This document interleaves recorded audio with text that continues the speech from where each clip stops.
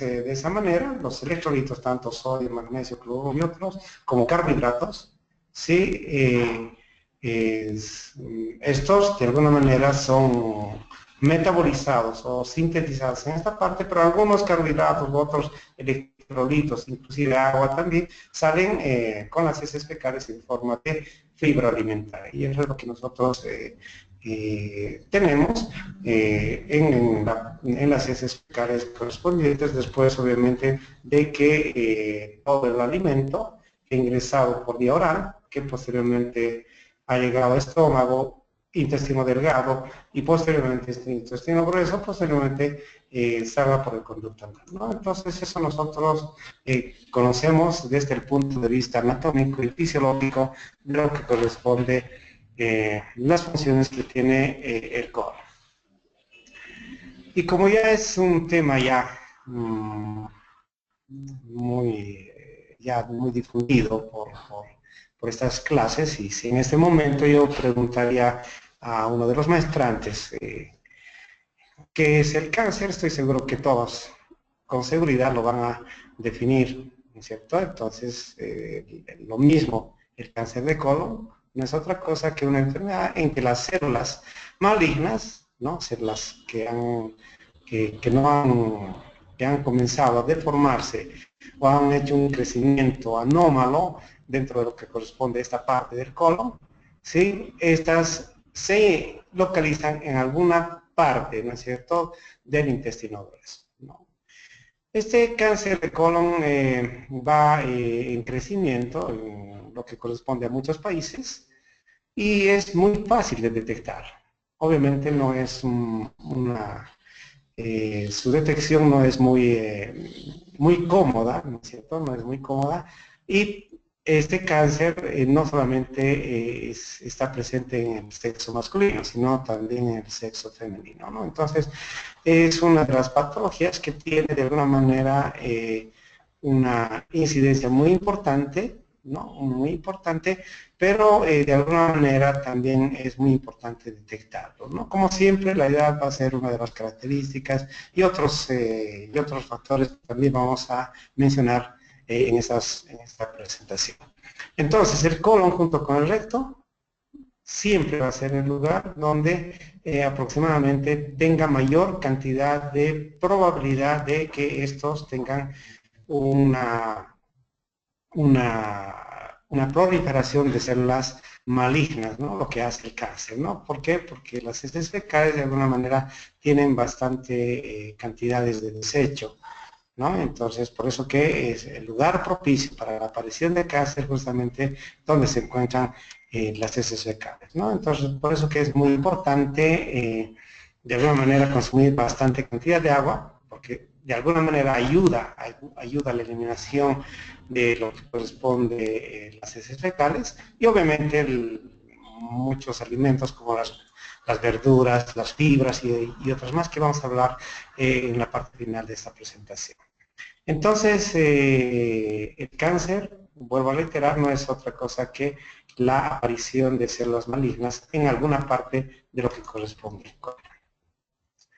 La patología de lo que corresponde al cáncer del colon presenta dentro de alguna parte de lo que es el colon un tumor. Un tumor, esta que va a ser un tumor primario, como habíamos descrito en diapositivas anteriores, y obviamente se puede visualizar mediante un examen que sería un examen de tipo endoscópico, que se llama colonoscopia, ¿no? Entonces se puede hacer una biopsia y de esa manera determinar obviamente si se trata de un cáncer de colon. Obviamente también se puede hacer mediante una cirugía, ¿no? Entonces se considera que el tipo más común de la célula cancerígena es el adenocarcinoma, ¿no? El cual más o menos ocupa un 90% de los casos, ¿no? Porque hay otros que son los pólipos, que vamos a ver más adelante, la clasificación en cuanto se refiere a la patogenia o a la patología de la enfermedad. Vamos a ver que los pólipos, que son los primeros en aparecer, estos de alguna manera son benignos. ¿Ya? No se olviden que el cáncer también son de dos tipos, ¿no? El tipo benigno y el tipo maligno, ¿no? Y el tipo maligno con un pronóstico malo, el tipo benigno con un pronóstico muy favorable y con tratamiento adecuado, obviamente se puede de alguna manera evitar o disminuir la probabilidad de que este se vuelva a un cáncer del tipo maligno. Entonces hay otros tipos menos frecuentes como linfoma o carcinoma de células escamosas que no es frecuente determinar o observar en estos casos de lo que corresponde a la patogenia de cáncer de colon. Entonces, en alguna parte de lo que corresponde al colon, las células comienzan obviamente a diseminarse. ¿En dónde inician? Obviamente lo que habíamos dicho al inicio, en la mucosa. Entonces comienzan en la mucosa y estos van a comenzar posteriormente a ingresar la submucosa hasta alcanzar la musculares mucosae. Porque una vez que este cáncer va a penetrar la serosa, entonces ese es de pronóstico desfavorable, un pronóstico muy malo.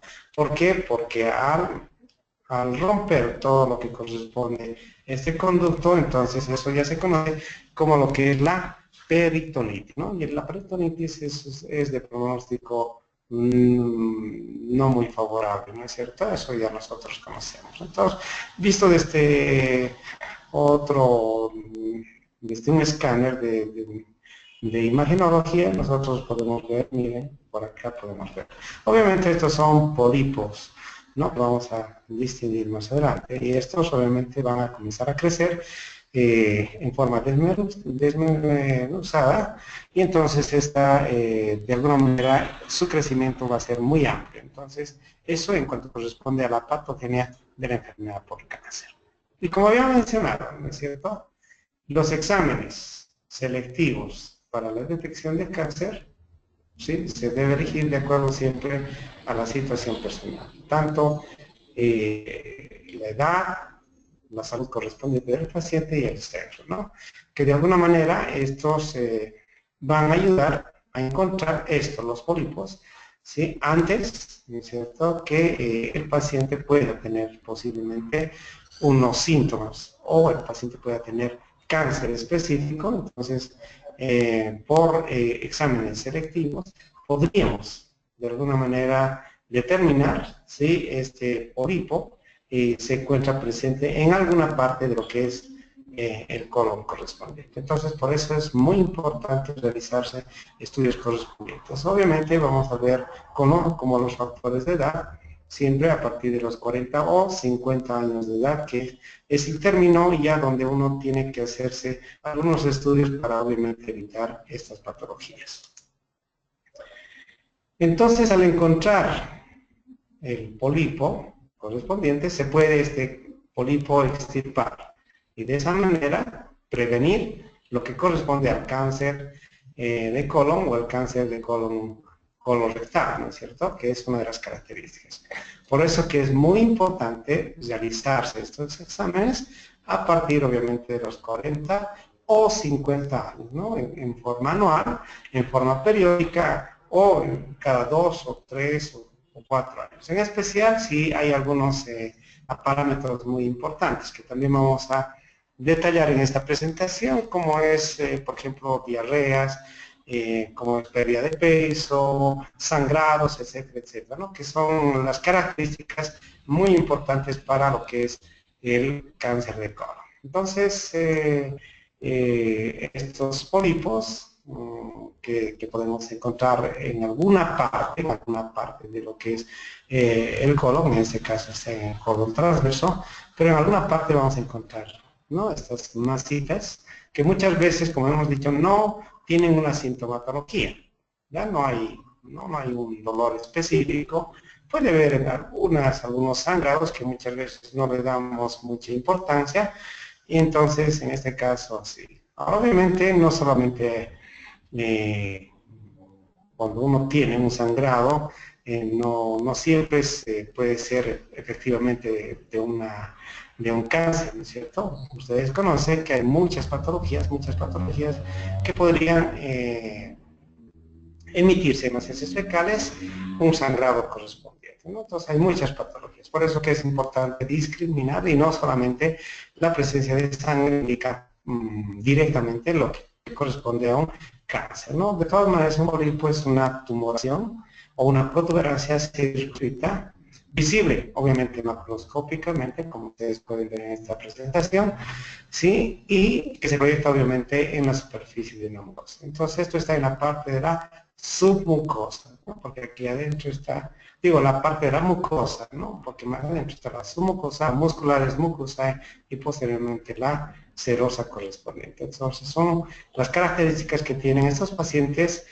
que tienen cáncer de colon con estas características de inicio, porque después esta se va a ir agrandando, diseminando y obviamente eso de acuerdo al estadio correspondiente. Entonces, clasificando a los pólipos podrían ser pólipos de tipo neoplásico epitelial o de tipo adematoso o denominado también adenomas, que puede estar a nivel tubular, a nivel túbulo velloso o a nivel velloso, ¿no? Vale decir, a nivel de lo que corresponde esta parte del colon en la parte interna, en la parte de la mucosa y parte de la submucosa. Hay otras que son la de tipo neoplásico no epitelial. Estos son como unos lipomas, como una especie de unas grasitas que tienen este conducto y también se encuentra en la parte de lo que es la mucosa y la submucosa. ¿No? Hay otras que son de neurofibromas o hemangiomas también que están dentro de las caries. Estas hemangiomas muchas veces se revientan y es por eso que existen los sangrados correspondientes. Por otra parte, un pólipo inflamatorio no es otra cosa que un pólipo linfoide benigno. Estas normalmente no suelen ser malignas. Entonces, de alguna manera, estos pólipos, por eso cuando, como hemos dicho, cuando se saca el pólipo, de repente hemos logrado que este paciente no tenga más adelante un cáncer correspondiente, ¿no? Porque de alguna manera es de tipo benigno. Entonces, son las características. Sin embargo, hay otros pólipos de tipo hiperplásico. Estos, si bien no suelen ser malignos, ¿ya? Pero estos podrían ser el inicio del cáncer. Por eso se podría denominar como pólipos precancerosos, ¿no? Precancerosos, ¿no? O sea, obviamente en el particular se cree que si está a nivel del lado derecho o el colon ascendente es la probabilidad de un cáncer es mayor, ¿no? Es mayor. Porque obviamente la detección en lo que corresponde a los exámenes es mucho más complicado, ¿no es cierto? Aunque se puede hacer exámenes muy importantes, pero ustedes conocen que la colonoscopia, que es por un endoscopio, ¿sí? Muchas veces solamente puede penetrar hasta esta parte, ¿no? Y cuando hay los pólipos en esta parte es muy difícil detectarlos, muy difícil. Por eso indica esto que es no una de tipo hiperplásico, entonces normalmente se generan en esta parte, entonces es muy difícil, ¿no? Porque se entra por acá y ahora obviamente hay colonoscopia muy específica que de alguna manera también ayuda. O hay otros exámenes, ¿no? Exámenes que vamos a ver como el ovario correspondiente, pero que vamos a ver más adelante. Entonces el de tipo hiperplásico, este puede ser considerado como un pólipo de tipo precanceroso. Si bien los pólipos, como había mencionado, son de tipo asintomáticos y que muchas veces se descubre en forma casual, de ahí la importancia que tiene de hacerse un examen por lo menos cada 2 años una vez, ¿no? Entonces, muy importante esto para poder visualizar o para poder encontrar si efectivamente se trata de un cáncer específico, ¿no? Entonces son características que de alguna manera es muy importante. Porque los adenomas, ¿no? O los hemangiomas que también hay en esta parte del colon, estas muchas veces pueden reventar y estas pueden sangrar, ¿no? Entonces se cree que en un 5% de los pacientes con pólipos, un examen que nosotros hacemos en nuestros laboratorios puede ser un examen que puede de alguna manera coadyuvar al diagnóstico de lo que refiere a un cáncer de colon. Y es el examen que se llama sangre oculta en heces fecales, ¿no?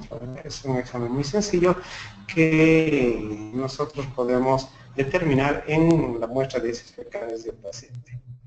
Entre otros, el adenoma velloso. Esto es, como se encuentra a nivel de la mucosa, muchas veces deteriora lo que es esta parte de la mucosa, y es por eso que, ¿sí? Hola. Sí, entonces esta parte, ¿no es cierto?, va a ser deteriorada y entonces parte de lo que es la mucosa sale junto con las heces fecales, ¿no? Similar a lo que ocurre en algunos pacientes que tienen una amibiasis o una balantidiasis, ¿no? Una o otra patología como la shigellosis, por ejemplo, que de alguna manera hay mucha cantidad tanto de moco y sangre, ¿no? Y como ustedes saben, las amibiasis tiene característica muy importante, la presencia de moco y sangre, pero en este caso es una falsa diarrea, ¿no? ¿Por qué? Porque el moco ha sido deteriorado o ha sido dañado por este adenoma velloso. Entonces, si la pérdida de este moco, ¿no es cierto?, es abundante y de alguna manera lesiona lo que es el tejido, entonces de alguna manera va a provocar también la pérdida abundante no solamente de líquido, sino también tanto de potasio, lo que muchas veces ocasiona lo que es una hipocalemia, ¿no? Pero también puede ser una hiponatremia. Entonces el paciente en este caso puede tener algunos calambres, puede tener dolores, ¿no es cierto?, a nivel abdominal, como si fuera un calambre, ¿no? Entonces esas son las características que tienen también algunos pacientes con esta patología que es el cáncer de colon, pero en este caso por pólipos de inicio. Otra enfermedad que está presente en lo que se refiere al cáncer de colon es la enfermedad de Crohn. Esta es una enfermedad inflamatoria, pero que no es solamente del colon, sino que afecta a todo el tracto digestivo, ¿no? Entonces, para diferenciar, nosotros podemos ver, ¿no es cierto?, una colitis ulcerosa que solo afecta a lo que corresponde al colon, pero la enfermedad de Crohn puede afectar a toda la parte de lo que es el tubo digestivo, el esófago, el duodeno, el intestino delgado y obviamente lo que corresponde al intestino grueso, ¿no? Entonces, es una de las probabilidades de esta enfermedad para obviamente más adelante también determinar lo que corresponde a lo que es el cáncer de colon. Entonces, el cáncer, la enfermedad de Crohn, sí, es una enfermedad inflamatoria intestinal que afecta a la mayoría del tubo intestinal correspondiente, desde la boca hasta el ano, sí, pero normalmente tiene mayor incidencia en lo que corresponde tanto al intestino delgado como la primera porción del intestino grueso, ¿no? Que justamente es el lugar más afectado, que es el colon ascendente, ¿no? Estas lo que van a hacer es producir una ulceración de tipo crónica con sangrado y estrechamiento intestinal. Eso es lo que de alguna manera va a producir una obstrucción del tubo digestivo. Entonces, al producir una obstrucción del tubo digestivo, entonces los pacientes también van a tener dolor, no van a poder evacuar, estreñimientos abundantes, y obviamente esto de alguna manera también se podría detectar, ¿no es cierto? Porque es el inicio de alguna sintomatología específica. En cuanto a los síntomas de la enfermedad de Crohn, las lesiones pueden ser a nivel anales, dolores, como había mencionado, abdominales muy importantes, la pérdida de peso, la anorexia, que es otra de las características, y los calambres, ¿no es cierto? En especial en lo que corresponde al cuadrante derecho del abdomen, ¿no? En todo lo que corresponde al cuadrante derecho del abdomen. Entonces, es un dolor muy profuso que tienen estos pacientes, ¿no? De todas maneras, este también va a tener una consecuencia muy importante en la deficiencia o carencia de vitamina B12, muy importante para los procesos de absorción, ¿no? Entonces, muy importante. Por eso que de alguna manera también implica en lo que corresponde al síndrome de Maddrey. 12 horas. 17, Entonces, 14. Nadie tiene que dedicar 10 horas. entre otras patologías, ¿no?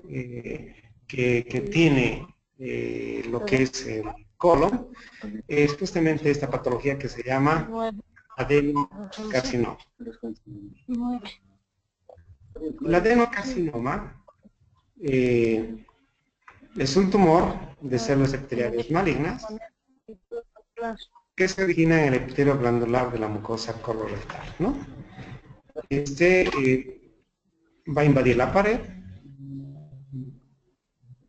va a estar de inicio a nivel de lo que es la mucosa, va a ingresar parte de la submucosa y va de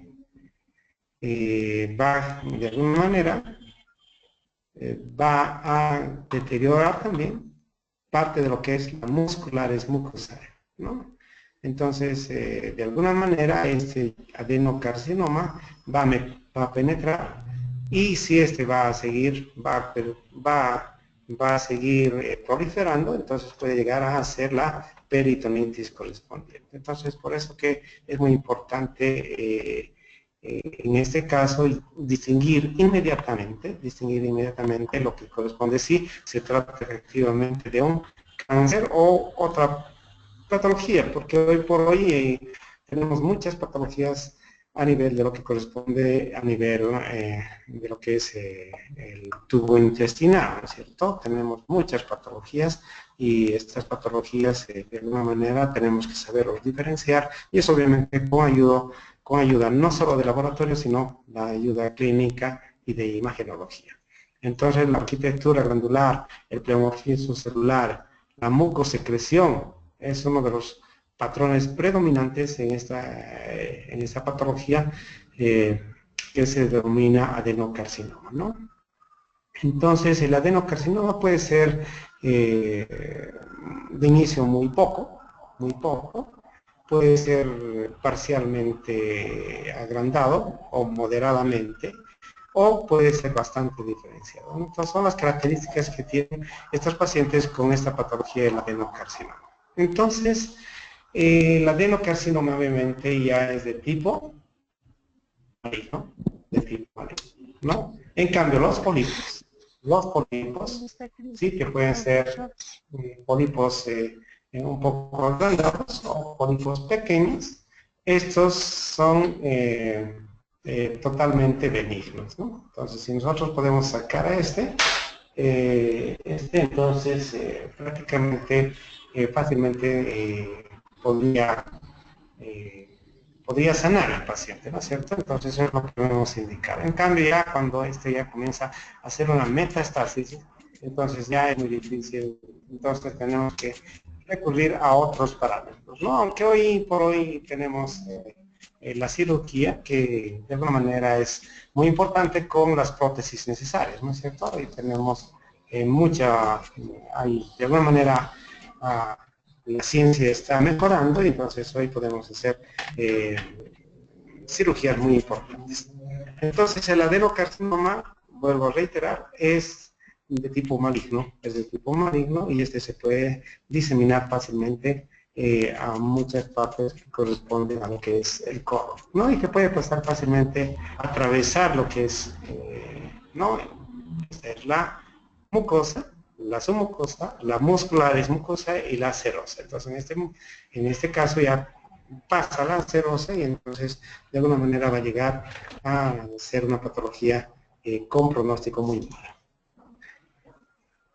Como siempre vamos a tocar los factores de riesgo. Y en cuanto a los factores de riesgo, vamos a, podemos ver que dentro de los factores de riesgo, no, la mayor parte de los casos de cáncer de colon se va a presentar en pacientes entre mayor ¿Cómo a nos va a 50 ayudar años. para nuestra tesis? ¿Cómo voy a hacer toda es Hola. Sí. Bueno, bueno, seguimos entonces. Entonces, en cuanto a los factores de riesgo, entonces la edad es muy importante y la mayor parte de los casos de cáncer de colon, habíamos dicho, se presenta en 50 años. Otro dato muy importante es justamente la dieta, ¿no? La dieta, en especial dietas ricas en grasas y pobres en fibras, es uno de los factores de riesgo.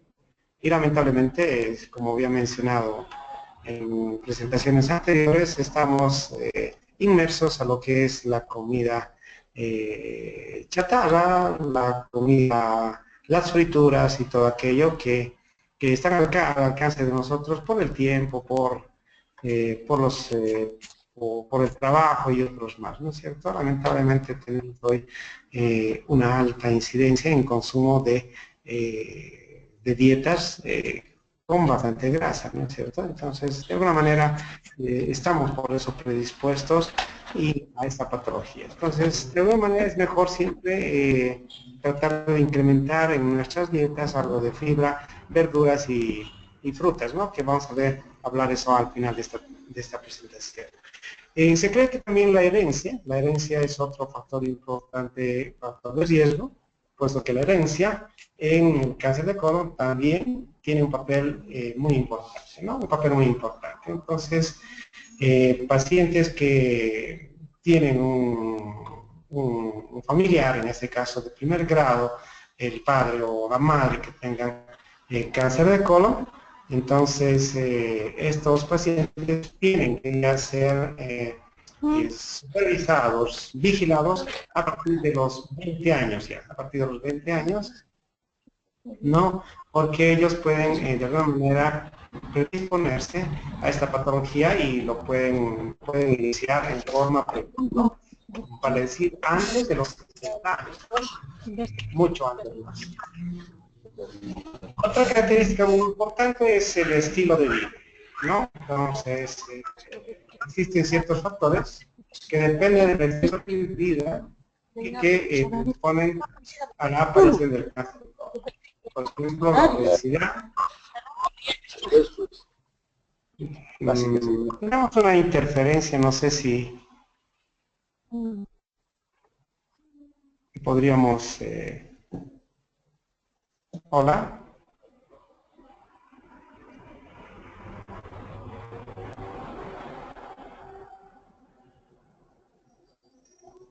Bueno, creo que... Hola.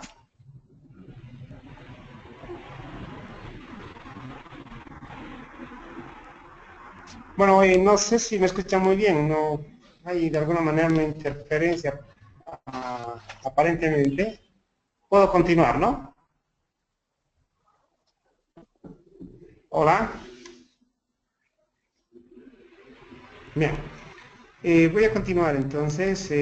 Otra de las características específicas que tienen referente a lo que es los factores de riesgo, obviamente el historial médico y el estilo de vida, ¿no? Entonces, el sedentarismo, la falta de ejercicio, el tabaquismo o el consumo de alcohol también son factores de riesgo muy importantes, ¿no? Obviamente la obesidad es otra de las características, puesto que habíamos mencionado que el consumo de grasa, eso va a incrementar el factor de riesgo, ¿no? Esto es a nivel de lo que corresponde colon va a comenzar a hacer pólipos y estos pólipos posteriormente van a comenzar a crecer. Entonces de esa manera entonces el paciente puede estar predispuesto no solamente a una enfermedad por pólipos, ¿no es cierto?, sino también puede ser una colitis de tipo ulcerosa o por último un cáncer específico, que también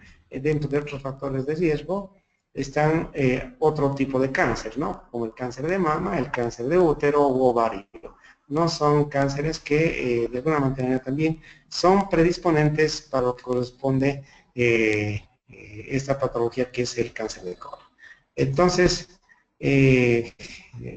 los factores de riesgo hay que tomarlos en cuenta porque son muy importantes a la hora de poder determinar lo que es el cáncer de colon. Como en todas las presentaciones, hemos visto que hay diferentes estadios referente a lo que es el cáncer, ¿no? El estadio 0 es un estadio donde no hay la presencia de un tumor primitivo, ¿no? Entonces no hay evidencia de un tumor primitivo, lo que no significa que más adelante podría tener por una patología, ¿no? No significa que si no tiene, bueno, y toda la vida no tendrá, ¿no? Entonces no, esto no es, esta no evidencia no significa, ¿no es cierto? Por eso que es importante realizarse los exámenes correspondientes. Hay un carcinoma in situ que se denomina como TEIS dentro de la clasificación internacional y este estadio ya cuando hay el pólipo correspondiente, ¿no? Es un tumor que se encuentra en alguna parte del sistema, pero que solamente está en la parte, si se quiere, externa, ¿no es cierto? Pero es en sí la parte interna, porque estamos hablando en la parte interna de lo que es el conducto, en este caso el conducto colónico, ¿no? Entonces del colon. Entonces a eso el carcinoma in situ, a eso se denomina. El T1, T2, T3, T4, que es la clasificación más importante, puesto que el T1 ya hay la presencia de lo que corresponde a un tumor, ¿sí?, que invade de inicio, que es la mucosa, ¿no? Esto puede ser un pólipo correspondiente. El T2 es un tumor que invade ya no solamente la mucosa, sino su mucosa y parte de lo que es la muscularis mucosaria, ¿no? Una parte de la lámina propia de lo que es la muscularis mucosaria. El T3, cuando el tumor ya pasó la subserosa y está de alguna manera en tejidos perirectales o pericólicos, ¿no?, que ya está casi por perforar. Y por último, obviamente, cuando el tumor ha perforado lo que corresponde el colon y entonces llega a lo que es el peritoneo y de aquí puede invadir a otros órganos, ¿no? Entonces, los órganos adyacentes serán obviamente el intestino delgado, la vejiga, la parte de lo que corresponde al sacro, los ganglios que se encuentran a estos niveles, entonces ya es un tumor diseminado, ¿no? Entonces esta clasificación es de alguna manera muy importante tomarlo en cuenta. Entonces, como habíamos mencionado, ¿no?, los estadios del cáncer de colon es estadio 0, fíjense, una pequeña, ¿no es cierto?, un cáncer de tipo primario, ¿no?, que es como un pólipo, que esto puede ser obviamente por medio de una biopsia a través de la colonoscopia u otro examen se podría sacar, ¿no es cierto?, o una cirugía correspondiente. No se olviden también lo que hemos mencionado, ¿sí?, lo que corresponde a las partes de lo que tiene el colon. La parte interna está la mucosa, más afuera la submucosa, la muscular es mucosa y lo que corresponde a la serosa, por el cual además están muchos ganglios linfáticos. Entonces son características que tenemos que tomar en cuenta, ¿no? Entonces el estadio 0, el estadio 1, ya el cáncer o el pólipo correspondiente está en crecimiento, ya no solamente ha estado en la parte de lo que es la mucosa solamente, ¿no es cierto?, sino ya está llegando inclusive a la submucosa. Pero en este estadio, en el estadio 1 está solamente la mucosa. En el estadio 2, ¿no?, en el estadio 2, nosotros vamos a ver que este ya ha llegado inclusive a parte de lo que es el músculo, parte de lo que es el músculo.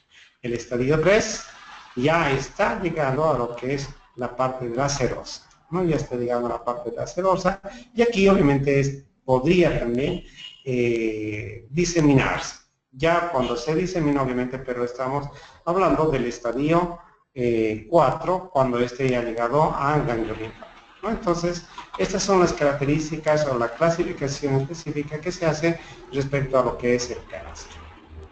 Entonces, el estadio 1, el cáncer a la segunda y tercera capa, más o menos mide entre unos 2 centímetros. En el estadio 2, el tumor ya alcanza otros ganglios linfáticos, puede ya penetrar a otros lugares, y obviamente en el estadio 3 ya puede diseminarse también a otros órganos. Obviamente en el estadio 4 la invasión va a ser a otros órganos.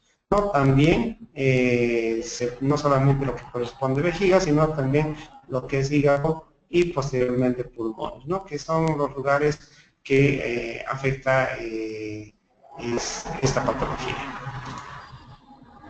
Por otra parte, también tenemos que hacer la clasificación de acuerdo a lo que es los nódulos linfáticos, ¿no? Los nódulos linfáticos. Y los nódulos linfáticos de tipo 0 indica que no hay metástasis ganglionar. De tipo 1, que algunos ganglios pericólicos han sido resignados. Y en la etapa 2, o en la clasificación segunda, nosotros vemos que ya la metástasis ha sido mucho más, ¿no?, que puede ser 4 o más ganglios correspondientes. Y de acuerdo a la metástasis, nosotros vemos que la etapa 0 no hay presencia de metástasis, por tanto es un diagnóstico bastante favorable.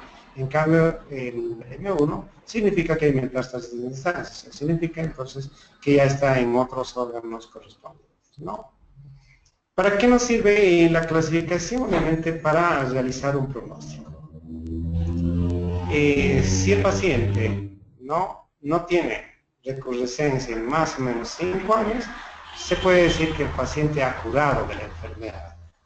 ¿Y cuáles son las etapas que podrían ser curadas? Obviamente las etapas de los estadios 1 a 3, ¿no?, que ellos podrían ser. Obviamente la etapa 1 es curable, ¿no?, siempre y cuando no haya recrudescencia, ¿no? En cambio la etapa o el estadio 4, esta obviamente ya no es curable, porque además esta ya ha sido diseminada. Y de ahí que la supervivencia más o menos del paciente va disminuyendo en cuanto a edad se refiere. Se cree, de acuerdo a estudios, que la supervivencia es más o menos hasta 5 años. Obviamente en el estadio 1, si no hay recrudescencia en los 5 años, podríamos decir nuevamente curado. Pero si no, aproximadamente entre los 5 años obviamente va a proliferar, va a pasar de estadio 1 a 2, a 3 o a 4 correspondiente. Pero de acuerdo a los estudios, es que se cree que el estadio 1 tiene una supervivencia de 5 años de un 90%, un 90%.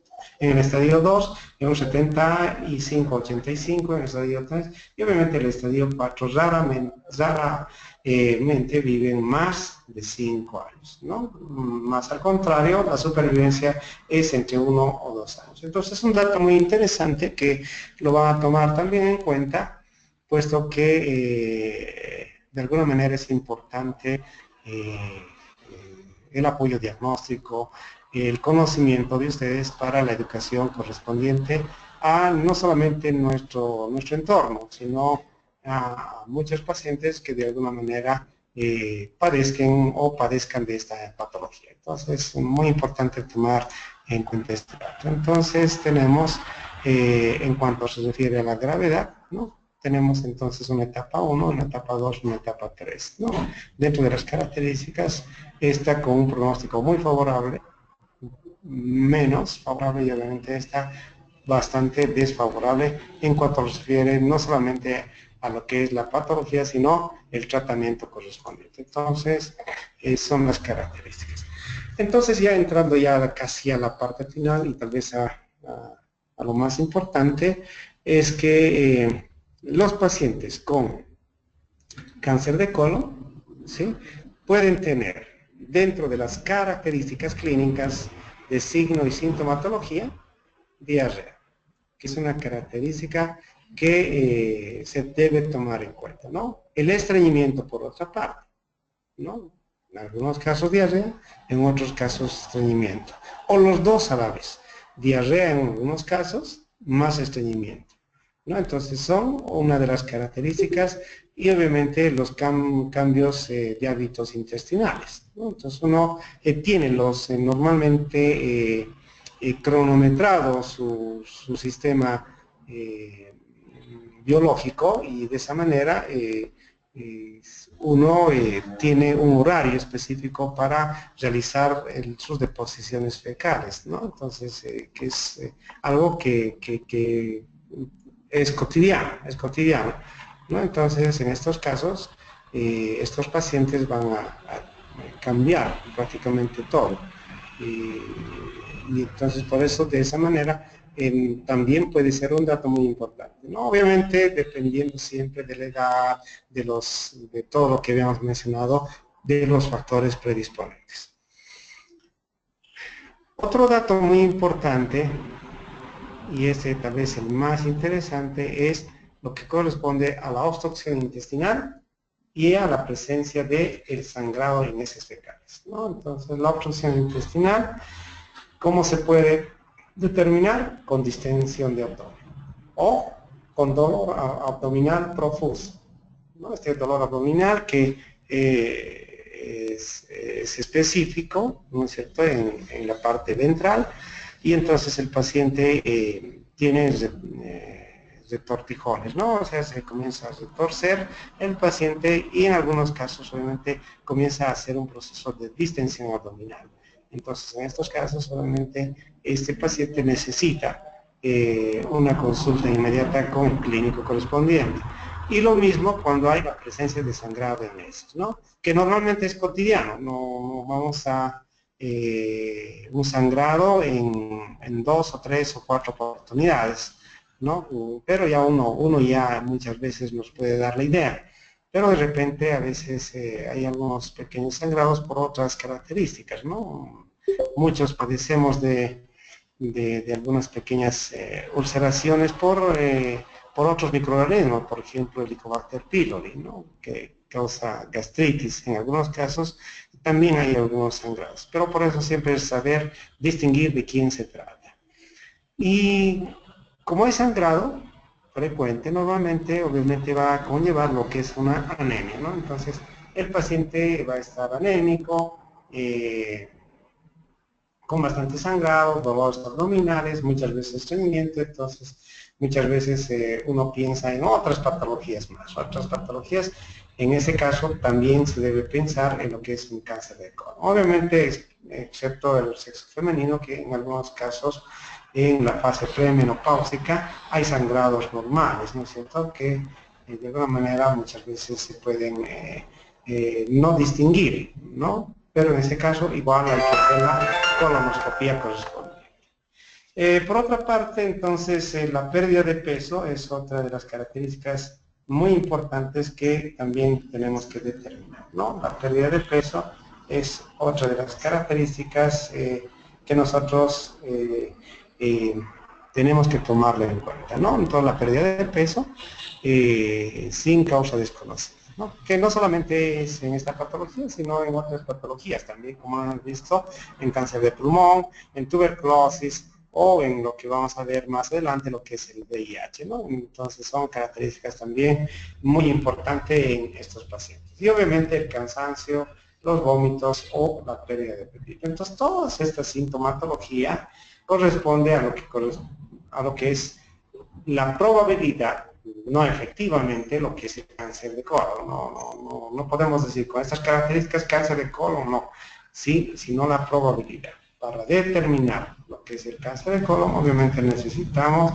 un diagnóstico definitivo, ¿no? Un diagnóstico definitivo. Y el diagnóstico obviamente se hace con imagenología, que es una de las características, más obviamente patología, ¿no? ¿Quién va a distinguir? Como ustedes han visto casi en todas las presentaciones, el apoyo diagnóstico de laboratorio de alguna manera es coadyuvante, pero hay muchos exámenes que podrían ser definitivos, obviamente que sí, pero que todavía no están a nuestro alcance, ¿no? Lo que se refiere a lo que es biología molecular, ¿no? Eso está dentro de las características y sería muy importante que ya ustedes comiencen a, a indagar, a comenzar a buscar en sus páginas correspondientes referente a esto que el día miércoles se abre el foro para lo que es el diagnóstico de este tipo de estos cánceres, ¿no? Entonces estamos invitados pues a aquello para ir ganando algunos puntitos en lo que se refiere a este foro que vamos a lanzarlo el día jueves referente a lo que es el diagnóstico de este cáncer, ¿no? Tanto de cáncer de próstata, mama, pulmonar, cervicuterino, igualmente. El de colon también lo podrían tomar en cuenta. Entonces, el cáncer de colon tiene expectativas muy importantes cuando se detecta en forma precoz, ¿no? Y para detectar necesitamos varias técnicas que vamos a describir a continuación.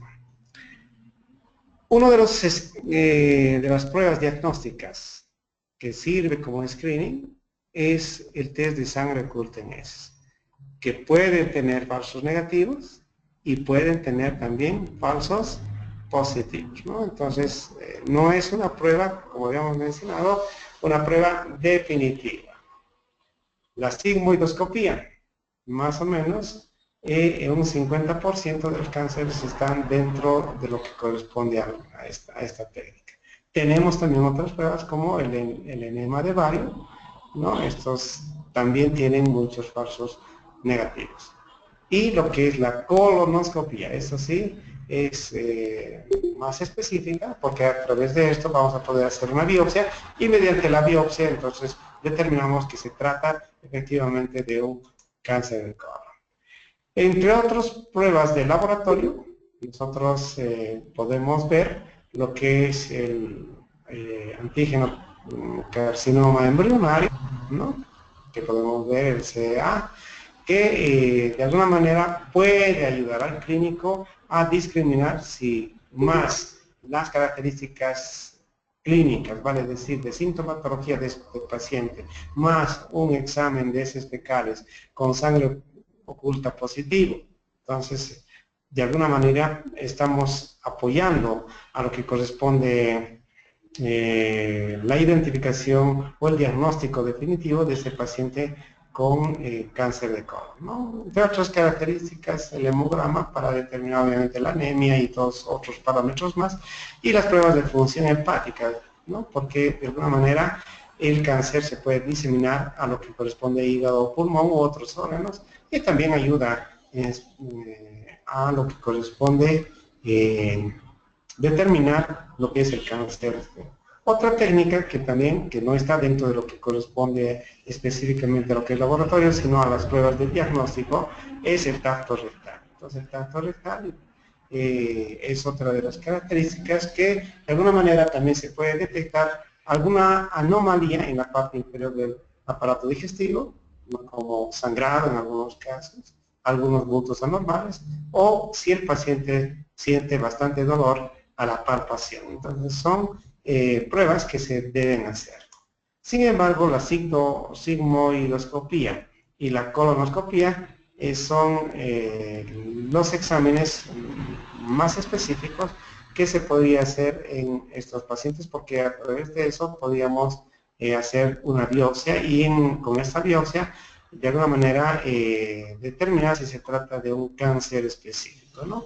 La sigmoidoscopía tiene su deficiencia, que solamente puede ingresar a aproximadamente unos 60 centímetros, ¿no? Unos 60 centímetros. Usted sabe que el colon tiene entre 1,5 o un poquito más en cuanto se refiere a longitud. Entonces solamente ingresa en la parte final del colon y ahí se puede detectar algunos pólipos, ¿no? Que pudieran ir. En ese caso se pudiera sacar los pólipos, se puede hacer una serie de cirugías pequeñas y de esa manera coadyuvar, digamos, a su tratamiento y además a su diagnóstico, ¿no? Pero bueno, sirve la sigmoidoscopía como una técnica específica para determinar qué es cáncer de colon. Pero la colonoscopia es mucho mejor porque esta tiene un tubo más largo y permite recorrer casi aproximadamente todo el colon, ¿no? Todo el colon, ¿no? Entonces, de alguna manera también facilita lo que es una biopsia y de alguna manera también ayuda a determinar por medio de la microscopía a determinar si es un cáncer o no es un cáncer específico, ¿no? Entonces es la forma de cómo se puede se ingresa lo que es la colonoscopía por un endoscopio en la parte inferior de los pacientes, ¿no? Son formas de cómo se debe hacer el diagnóstico correspondiente.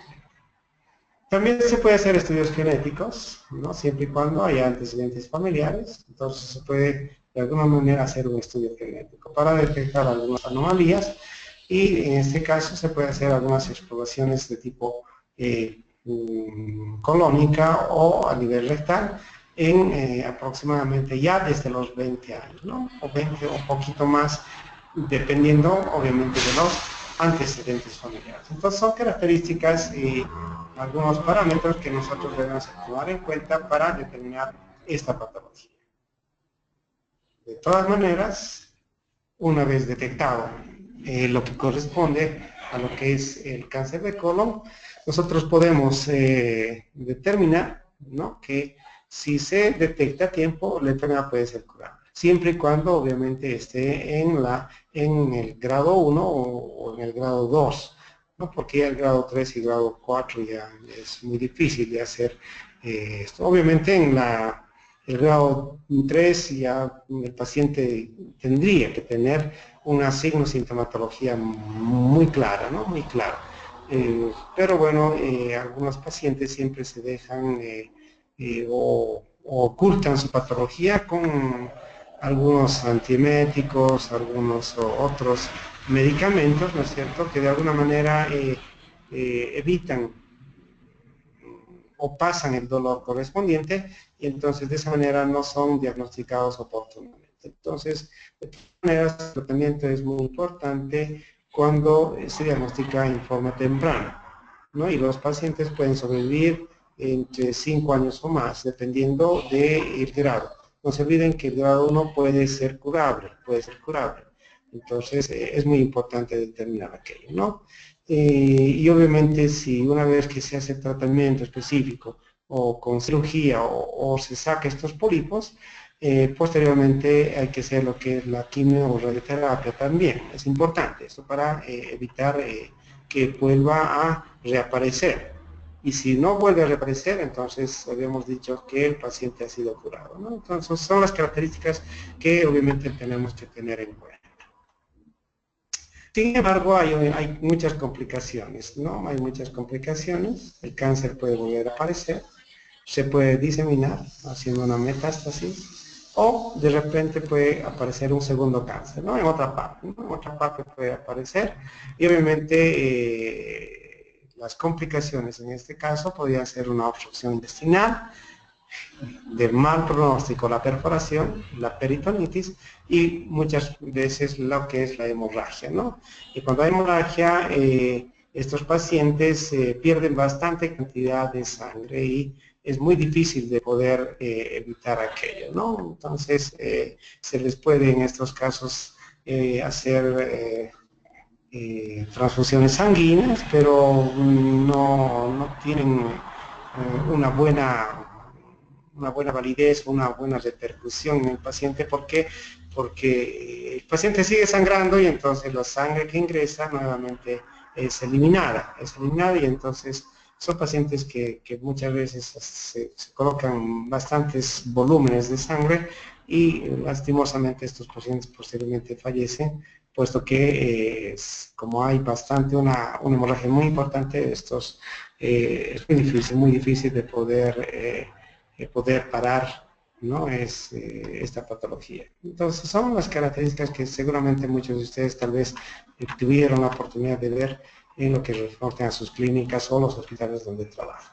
Entonces, una de las complicaciones es la obstrucción intestinal. La obstrucción intestinal más o menos tiene frecuencia entre un 8 a 21% y aparece de inicio como un cuadro agudo, sin sintomatología, y la obstrucción puede normalmente de alguna manera crecer en forma vegetativa en la luz intestinal y volverse un tumor, ¿no? En forma circunferencial, que puede estenosarse en una parte de lo que corresponde a la luz intestinal, y de esa manera entonces van comenzando a hacer una estenosis, una obstrucción, y posteriormente obviamente el paciente tiene las características clínicas, ¿no es cierto?, de dolor, estreñimiento, o comienza a hacer una ascitis correspondiente, ¿no? ¿Por qué? Porque hay una obstrucción a este nivel.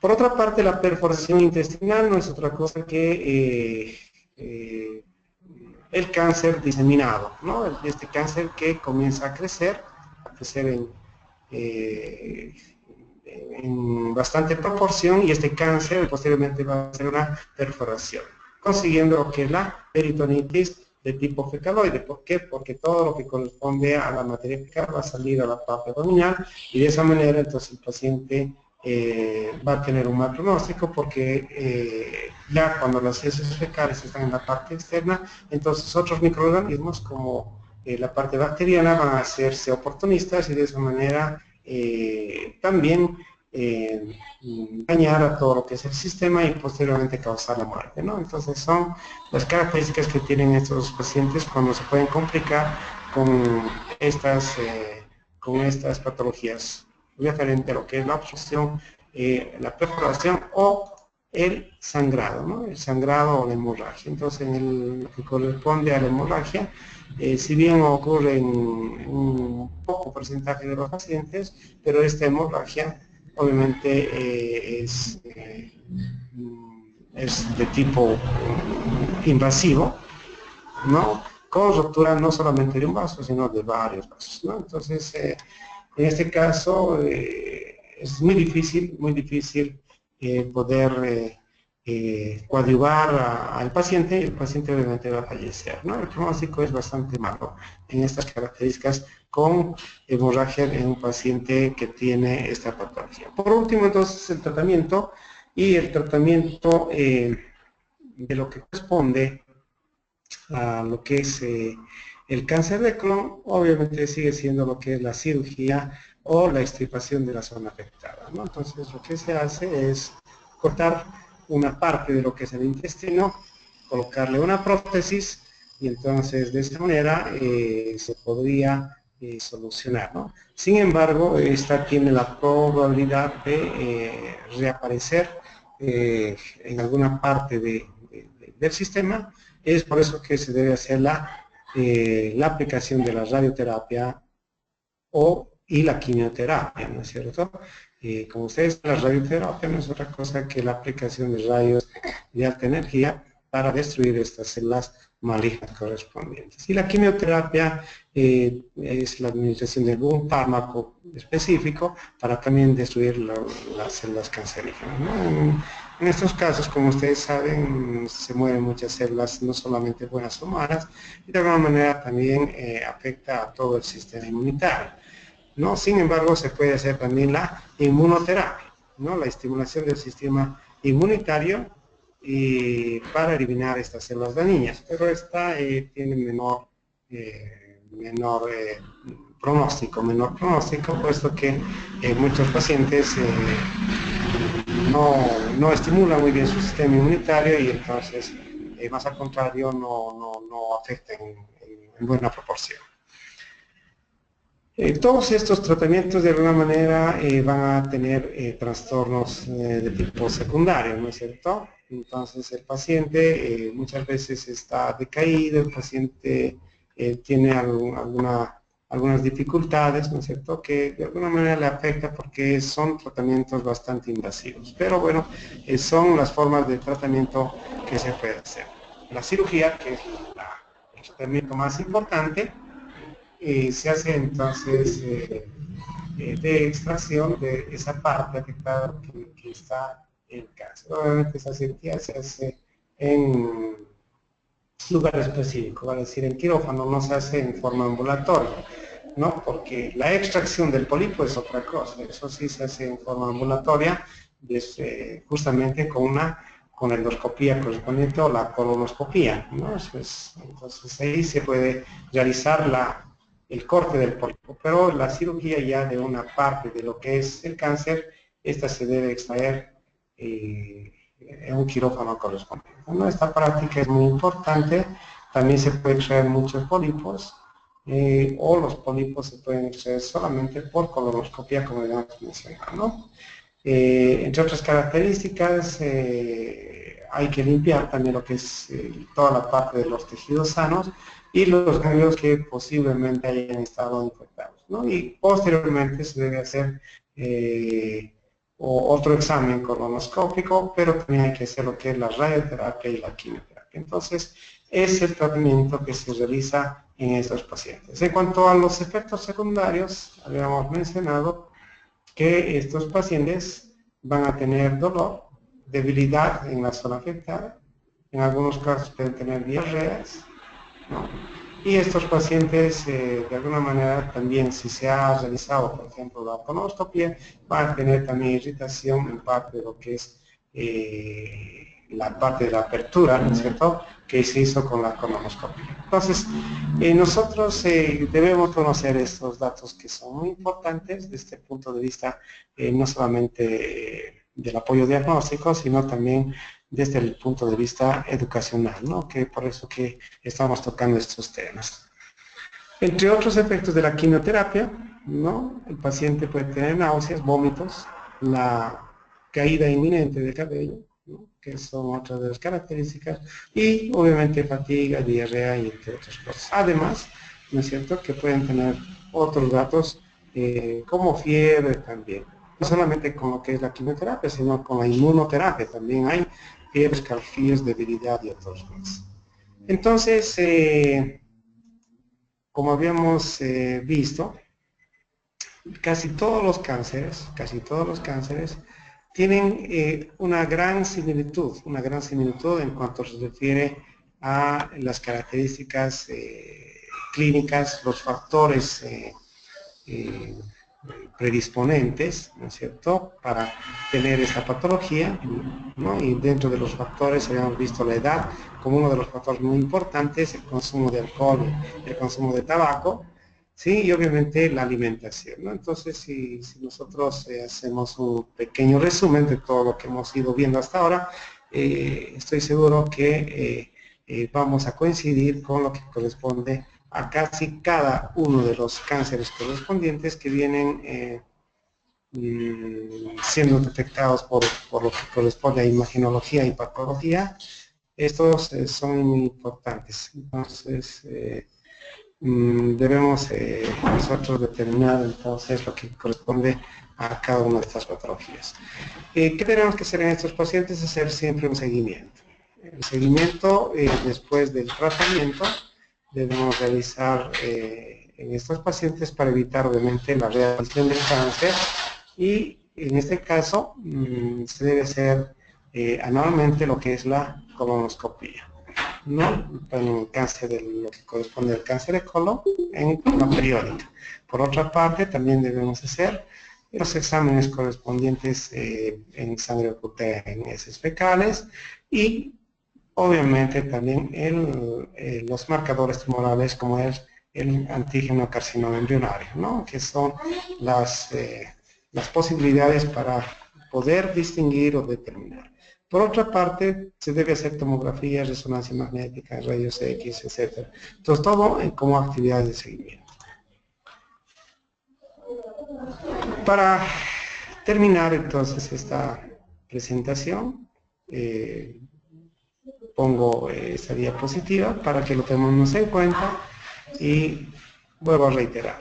Es importante no abusar del alcohol, no abusar del tabaco, controlar la obesidad es muy importante, Es muy importante porque hemos dicho que el sobrepeso tiende a tener una predisposición. De alguna manera mantener una actividad física, ¿no es cierto?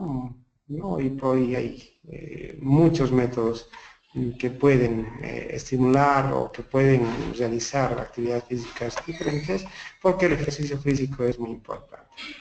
Y por último, seguir una dieta equilibrada, ¿no? El consumo menor de carnes rojas, el consumo mayor de lo que corresponde verduras, lo que corresponde a frutas, es muy importante, ¿no? Entonces, más o menos, de acuerdo a estudios, el consumo más o menos disminuye un 20% de las calorías, de alguna manera ayuda. Lo mismo que tratar de consumir grasas monoinsaturadas como el aceite de oliva, ¿no? El aceite de oliva o el aceite de pescado, que es muy importante. Disminuir el consumo de carnes rojas y más bien aumentar el consumo de pescado, ¿no? Pollo, aunque hoy también de alguna manera tiene otras características, pero bueno, hay que nomás consumir lo que es el pescado y también aumentar alimentos ricos en fibra. En este caso, en lo que corresponde al cáncer de colon, los alimentos ricos en fibra son muy importantes, muy importantes. Y obviamente lo que hemos dicho, frutas y verduras, ¿no? Que son las características más importantes para estas patologías. Y la colonoscopia, que se puede hacer dependiendo, ¿no es cierto?, de lo que corresponde a los pacientes, porque en algunos casos hay que hacerlo no solo cada 10 años, sino cada 5, 2, 3. Y los pacientes que estaban predispuestos, ¿no es cierto?, deben hacerlo en forma más oportuna o en forma precoz. Entonces hay que hacer lo que corresponde a estos exámenes correspondientes referentes a lo que es esta patología. Bueno, aquí entonces terminamos todo lo que se refiere a lo que corresponde el cáncer y entonces son muy importantes determinar muchas de las patologías y aquí es muy importante no solo la educación, sino también de alguna manera el apoyo diagnóstico que nosotros podemos dar a nuestros pacientes. Entonces, con esto habíamos terminado lo que corresponde a lo referente a cánceres. Si alguien tiene alguna consulta, hasta el momento.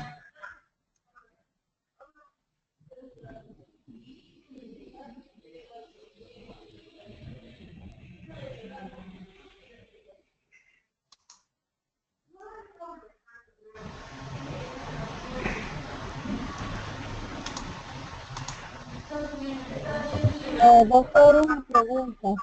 Dígame. ¿Este cáncer puede afectar a los niños? Es una consulta en trabajo, pero la comida chatarra está en su auge para los niños. Perdón, una vez más, no estaba muy clara la pregunta. No.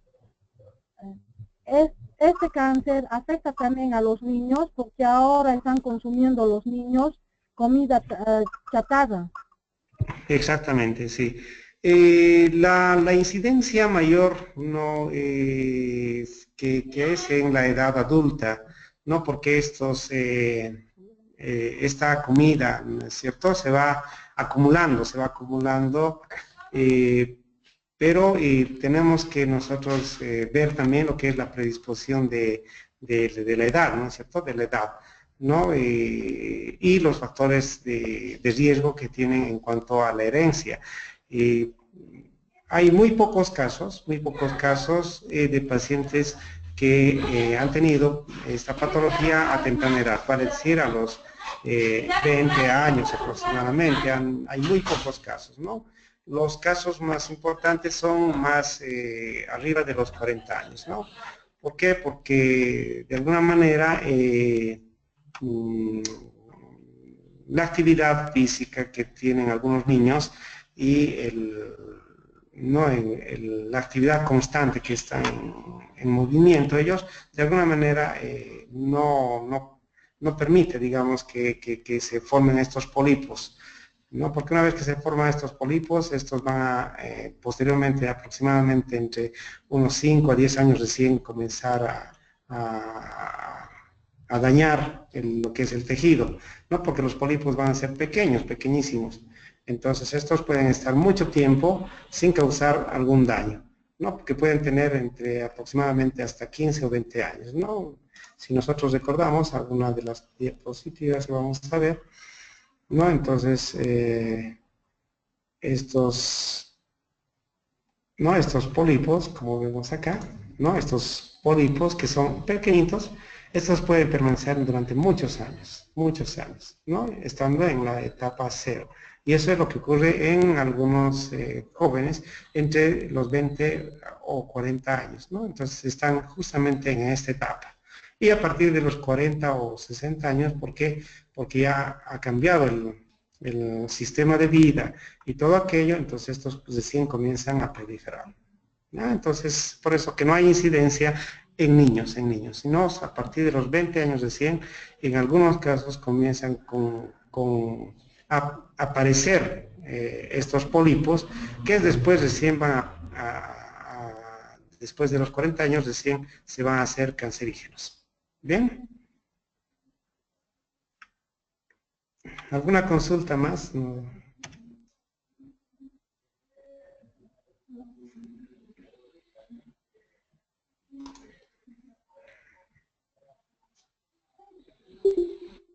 No hay más consultas.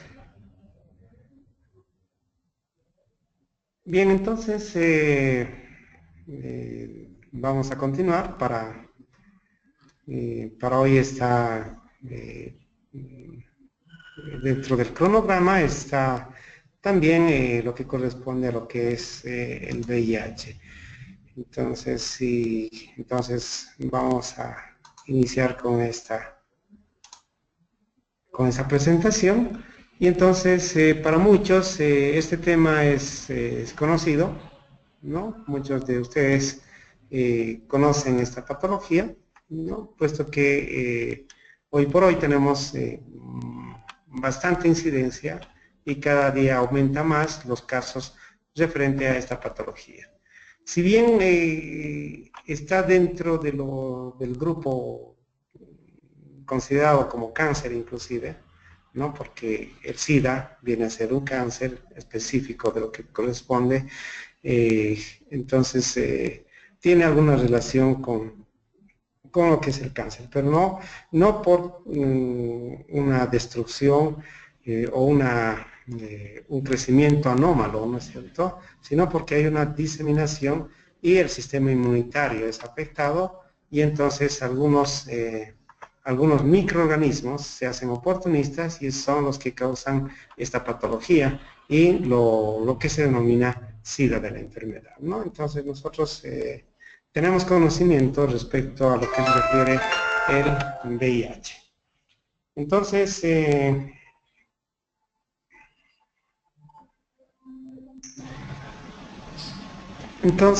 vamos a iniciar lo que corresponde a esto que es el VIH-Sida, ¿ya? Entonces, vamos a hacer una primera parte y el día pues vamos a hacer la otra parte para, bueno, no cansar mucho tampoco y bueno, para que tengamos también un buen tiempo para poder el día jueves participar en el foro correspondiente y este foro que vuelvo a reiterar, creo que es importante desde el punto de vista de la puntuación o la nota correspondiente, ¿no? Entonces, el día jueves, por favor, voy a pasar por el WhatsApp el día de mañana para más o menos mencionar respecto a este foro para que la participación sea masiva, ¿no? De todos. Bien, entonces comenzamos con esto que es el VIH-Sida, ¿no? Para todos conocen que el VIH es un virus denominado virus de la inmunodeficiencia humana, ¿no? Cuyo agente etiológico es el el que va a causar la enfermedad conocida como síndrome de la inmunodeficiencia adquirida, o SIDA, ¿no es cierto?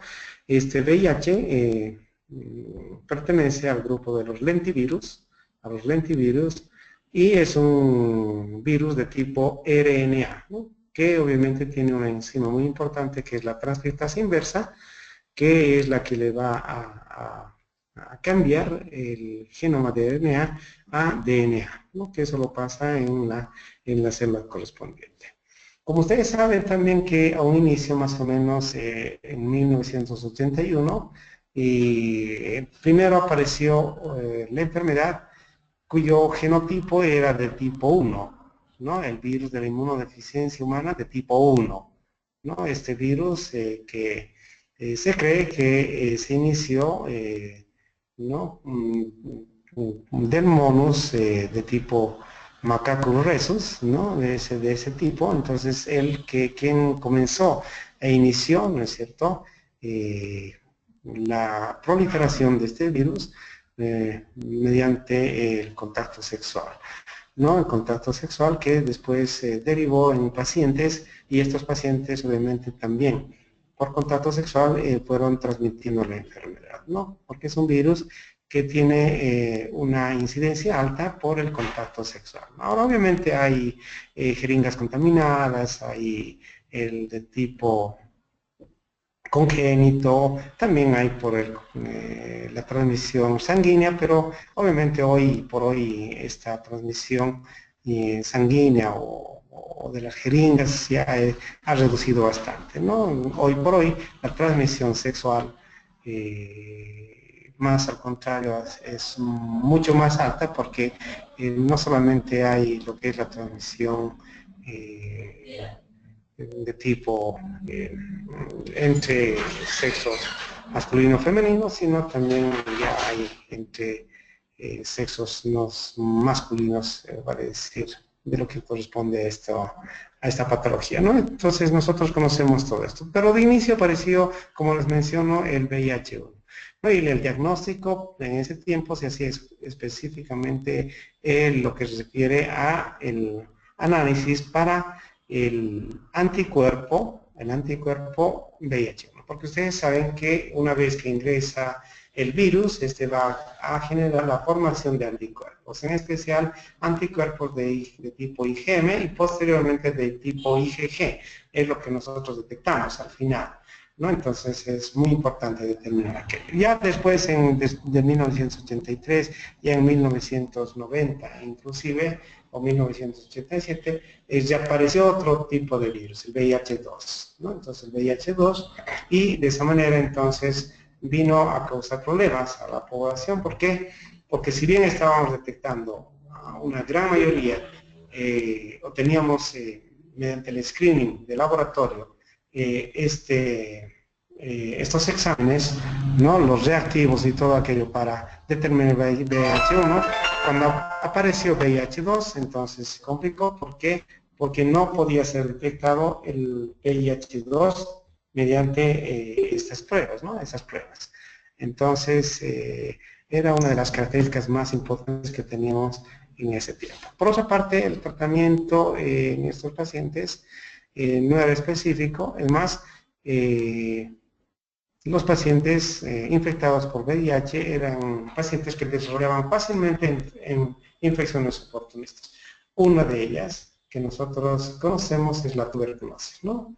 Entonces, la tuberculosis se hizo una infección oportunista que posteriormente llevó a la muerte a los pacientes con VIH y lo que se denomina SIDA de la enfermedad. Entonces, el VIH no es otra cosa que un virus que causa deficiencia humana en lo que corresponde a los pacientes con esta patología. El VIH, habíamos mencionado, es un virus de tipo RNA, de cadena sencilla, que está recubierto con glucoproteínas y también proteínas específicas.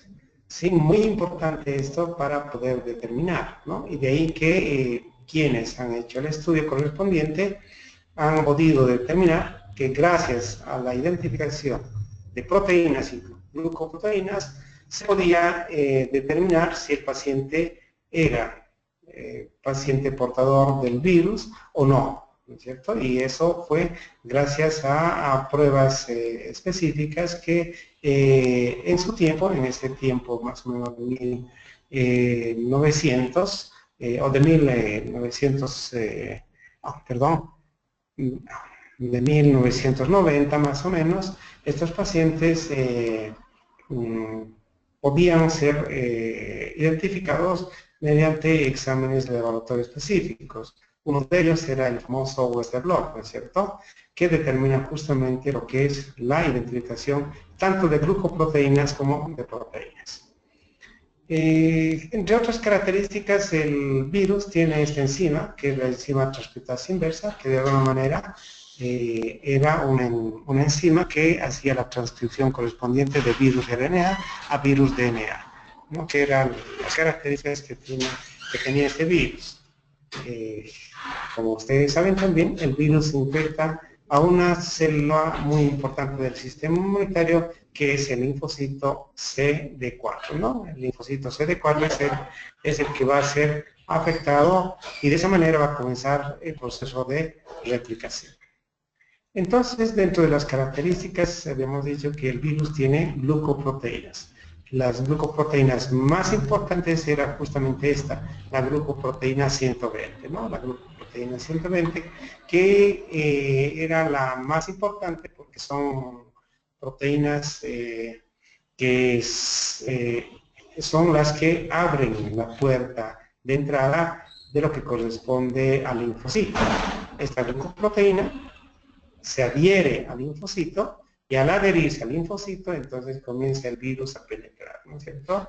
El virus tiene 7 fases, corresponde al proceso de replicación. En una de esas fases es justamente el proceso de adhesión. Entonces, cuando se adhiere el virus entonces comienza a ingresar a la célula linfocito CD4 y entonces de esa manera comienza su proceso de replicación, ¿no? Aquí está el genoma correspondiente, que es de inicio RNA, que posteriormente va a ser convertido en DNA.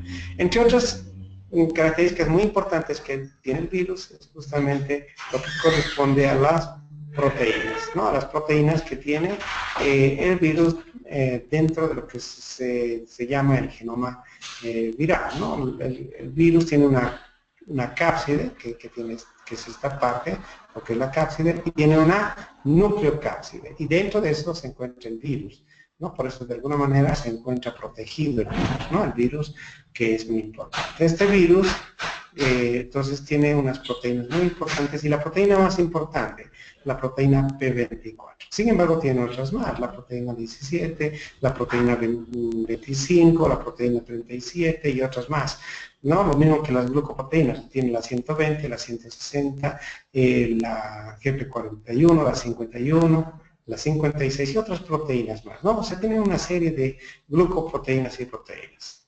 Al final era importante esta proteína, la GP120 y la P24, para determinar. ¿Por qué? Porque cuando se hacía el examen de lo que corresponde a lo que es el Western blot identifica glucoproteína 120, proteína P24, glucoproteína 160, glucoproteína 51, proteína P17 o la 17 y la proteína también 26, 27, ¿no es cierto?, que de alguna manera. Entonces, para determinar si tenía la patología, y eso es lo que se hace con lo que es el Western blot, el paciente tenía que ser positivo a una glucoproteína y positivo a una proteína. Si no era positivo a estos dos, entonces el paciente no era portador del virus del VIH, ¿no? Entonces era como un falso positivo, aunque el ELISA sea positivo, ¿no? Entonces era una de las pruebas específicas en ese tiempo para determinar lo que era. Entonces, si tenía GP120 y P24, entonces se decía, bueno, este paciente está con el virus del VIH, ¿no? O alguna otra proteína. No dos glucoproteínas, ¿no? Y esa es otra de las características. Si el paciente tenía dos glucoproteínas positivas y la proteína negativa, entonces no era también portador de esta patología. Entonces, de eso vamos a hablar un poco más adelante, pero era muy importante esta gráfica para poder determinar. Entonces, el virus, como lo hemos mencionado, tiene un proceso de replicación que lo hace en linfocitos CD4. Como